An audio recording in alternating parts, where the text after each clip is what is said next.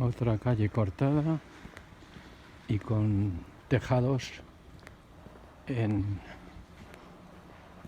el centro de la calle.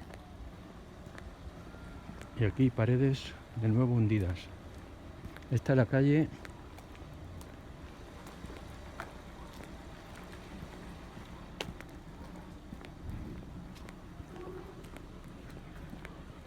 Antonio Machado. En la calle Antonio Machado. Aquí vemos otra pared hundida y una...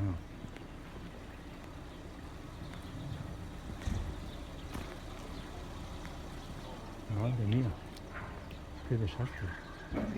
Lo siento, chicos. Bueno, pues nada, Tony. Madre mía.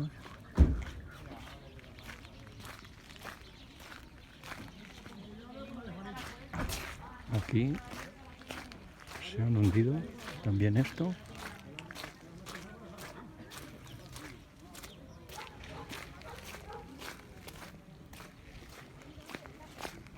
Aquí los árboles, dentro de las casas, las puertas caídas y un tejado completamente hundido y caído hacia la calle. Hacia la calle. Y toda la pared hundida.